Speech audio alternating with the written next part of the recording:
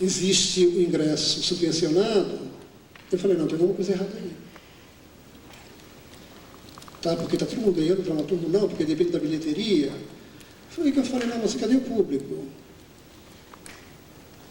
Quer dizer que uma peça, uma produção está se encerrando em si, ela começa, todo esse trabalho, todo esse esforço, é no sentido de você estrear a peça, você conseguir boas críticas, e com boas críticas, com o apoio da mídia, você conseguir um novo financiamento para fazer uma nova peça. Eu falei, meu Deus do céu, o teatro está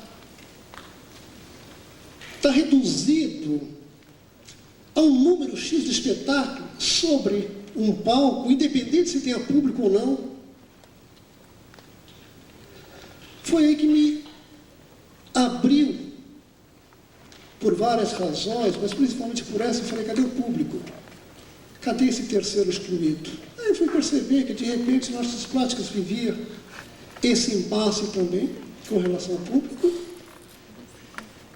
e que o cinema vivia esse impasse, a literatura vivia esse impasse, e que os escritores tinham sido um pouco mais espertos, porque estavam saindo e fazendo palestra, indo ao encontro do público, e aí, de repente, eu percebi que o público era o grande excluído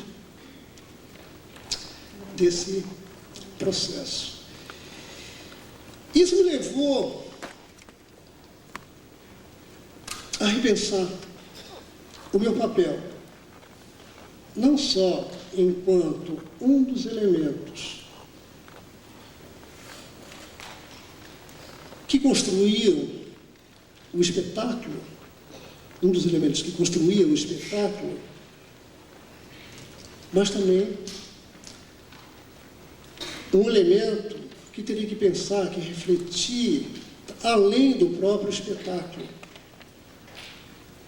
E de repente eu percebo que, de uma certa maneira, todo o teatro, todo o trabalho teatral, ou grande parte do trabalho teatral, estava ligado, toda pesquisa que se fizesse, estava fundamentalmente ligada à expressão do próprio artista. Então o dramaturgo ele ia se exercitar para melhorar a sua forma de se expressar em ações e palavras. O ator ia cuidar do corpo, o diretor ia cuidar da cena, da iluminação, de toda essa parafernália. E de repente os teatros estavam mais vazios, o público estava impaciente com o teatro, e novamente alguma coisa estava errada. E aí eu percebi que esse erro era magistral, era um erro enorme. E não era um erro só nosso de artistas, não. A expressão do artista é fundamental, mas se fazer teatro é só eu conseguir me expressar, e o outro? E o grande outro? Onde é que fica? Né? Ele estava relegado a uma categoria qualquer.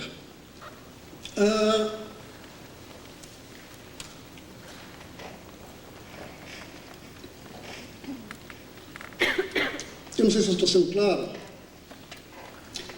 mas esse choque, para mim, foi uma coisa fundamental. Eu comecei a perceber que também não era um choque só nosso, não. Fala, não, o teatro brasileiro é isso e aquilo. Não, isso é uma coisa que tem uma amplitude mundial. Porque o homem está caminhando para isso, né? Então, de repente, a gente sempre volta às origens, né? Quando a gente entra no beco sem saída. Então, de repente, eu comecei a perceber que o teatro tinha se tornado estilo demais, o teatro tinha se tornado expressão individual demais. O mundo tinha se tornado expressão individual demais. Eu moro em São Paulo, minha família é toda de Diamantina, e eu frequento Minas desde pequeno. Eu comecei a perceber uma coisa que é muito interessante na arquitetura colonial mineira. Praticamente não se tem calçadas, né? Diamantina, na época que eu convivi, que eu era pequeno, não se tinha fechadura nas portas, tinha no máximo uma trava para bater, uma cordinha para você puxar e entrar. Às vezes, as janelas não eram fechadas à noite, você não tinha calçada, você tinha a rua aqui, e às vezes, imediatamente, você tinha a porta.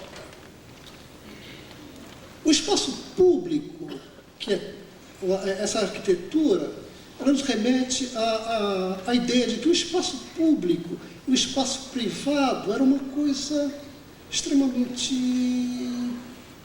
sem limites muito definidos. O limite entre o público e o privado era às vezes uma porta que poderia ser aberta, era uma janela, simplesmente isso. Hoje, por exemplo, a arquitetura da gente tem grades, tem a casa lá no fundo, em que você tem um quintal, e tem grade, cachorro, portão, porta, tem tranca, aldrabas, tal, esse negócio todo, até você chegar, e você chega na sala de estar, antes de você chegar à intimidade do privado. Isso me levou a pensar, por exemplo, na coisa, no próprio caminho, né, que a civilização tem levado, e que de repente a gente abandonou em determinada época histórica a noção de um corpo social.